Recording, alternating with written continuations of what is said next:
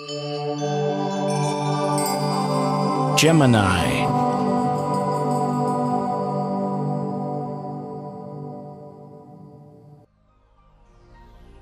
Hello Gemini, this is your forecast for February 2014, and Venus is moving forward now along with us.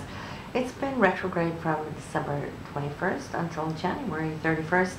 So just starting off top of the month here, you're going to feel that that energy, that love vibe is now with you, okay? And you're going to catch that wave again and start surfing.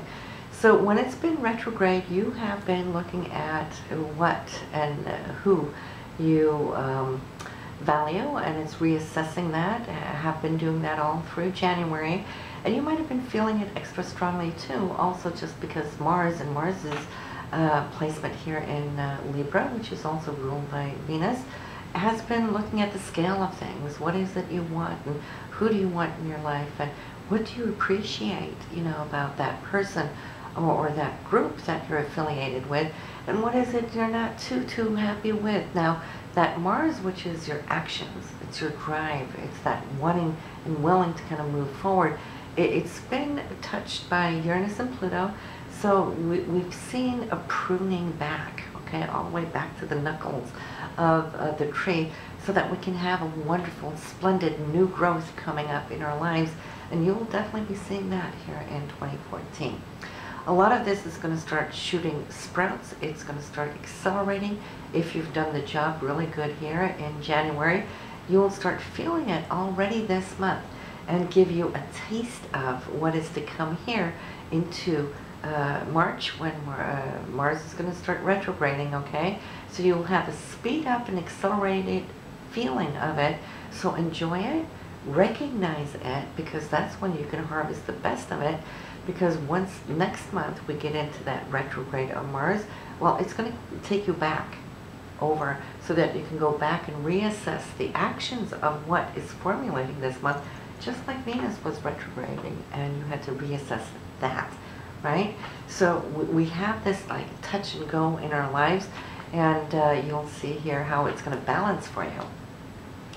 For you, Mars is in the 5th house, and it is the area of love and romance and self-expression, creativity. It's the inner sunshine coming out to play, and Mars being your dedicated energy here. So it's a great place to have it, and it's going to be there until summer. So we have like a 8-month period where it's going to be transiting this area. It also rules children, mind you. And so normally it takes 6 weeks to transit an area each and every time it changes signs, but to have it in one sign for that long is actually the universe right now focusing on you to focus on this area, love and romance, your self-expression, your creativity, the area of children. Okay, so you've got between now and July to actually figure it all out.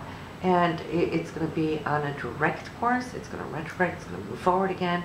So you're going to have time to tweak and balance. Remember, it's in the sign of Libra, right? So what is too much? What is too little? Okay, so you're going to feel the scales going like this until you're able to finally adjust what is healthy for you, so that you're not ending up over-giving to a relationship that may not deserve it. And if so, well, you have the cosmic help of both Uranus and Pluto to kind of help prune back, right? Venus is in your 8th house. That's the house of intimacy, sexuality, and those things that are quite intense. It has also to do with monetary values, whereas the 2nd house is your own income, your own money. The 8th house is money that you share with your partner, or with groups, joint ventures, for example. It could also be royalties and commissions. So looking here at February 1st, well, it is in a conjunction to Pluto in this house. That's power right there. If we're talking about money, royalties, commissions that you've been expecting that might have been delayed, for example, well, here as Venus is moving forward here on January 31st, so it's already direct here top of the month, February 1st, well, you might just see how something's coming together for you. You might hear about it a little bit earlier, might get some news or insights there in January, but you're starting off top of this month here in a very good position when it has to do with those investments, okay? So this can expand your area of income. And for you, Geminis, it's also because you have Jupiter in your second house for income, and Jupiter expands everything it comes in touch with. Now, Jupiter is retrograde and will be retrograde until April 8th.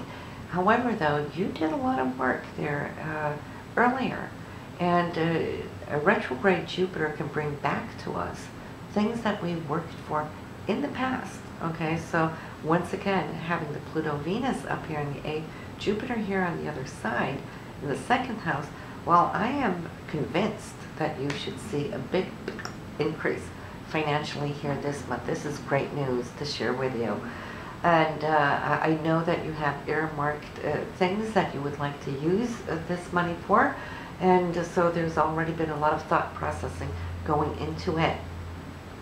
We don't have a new moon this month. The new moon here that we otherwise would expect in February, that came in here January, was it 30th? Yes, so we have no new moon this month, but we do have a full moon on Valentine's Day, January 14th. For you, this full moon will be in the third house for communication.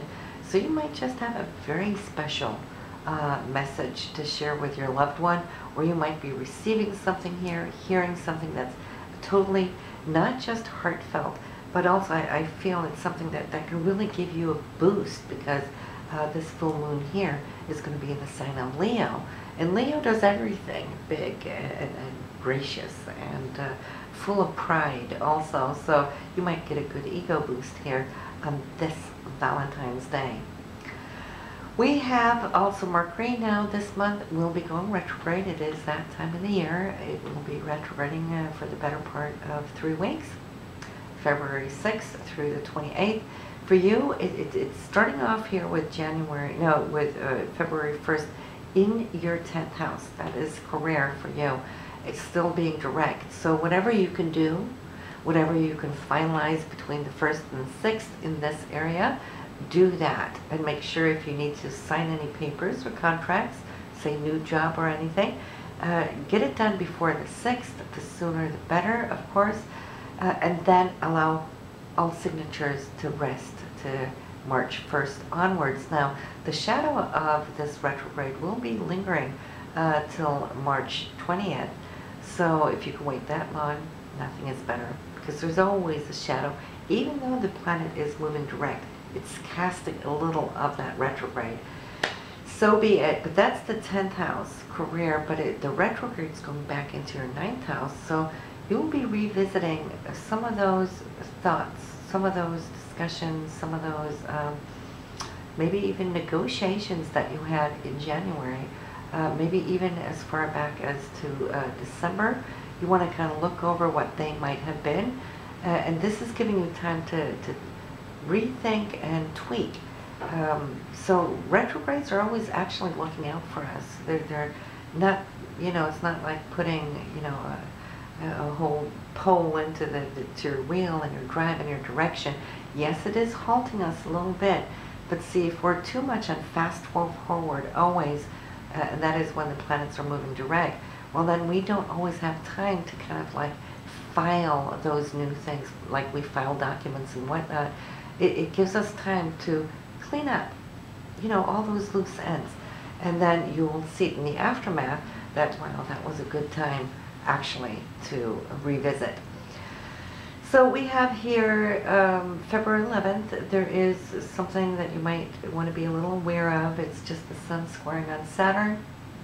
For you, that will be between the 9th house and the 6th house. Might have to do with your day-to-day routines, might have something to do with the way you're thinking, your higher thinking, processing. Maybe it has to do with some decisions, negotiations, priorities. Don't be too hasty quite yet. If you're feeling that it's a little like this, just hang in there. There's going to be a better day if you just wait until the 15th, you're more aligned to take whatever that direction or decision when the sun aligns beautifully here with Mars, okay? And being the day after uh, Valentine's and Mars being so beautifully aligned, I think a lot of you are going to feel this overflow of the energy of what Valentine's brought to you specifically here this year. So I see also new agreements coming in on the 16th. It is great as long as you don't need to sign, but there is some conceptual ideas that might be really good and exciting, actually. And then we have the 23rd, hopes, dreams, values, and so forth. This is between you and the 10th.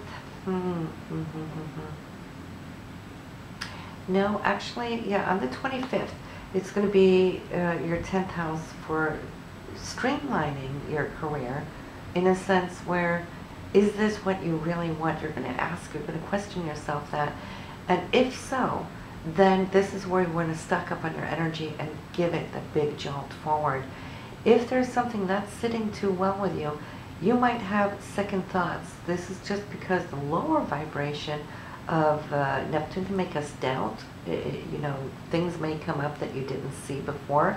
Suddenly you might see something there. But for the most part, I have to say, and it also being in the sign of Pisces, well, I could see something beautiful for the creative Geminis among you. That's something that you've been praying for might just now come to the surface. That dream job, that dream opportunity. You might be approached to do something extremely creative. And so for you, I see that this is excellent, okay? So the beginning of a new start, new journey here, and it's going to be really exciting to see what that is going to do for you next month when we do your March forecast, because then we've already had the merging of these two planets, and we're going to see where it heads, what that opportunity can actually result in.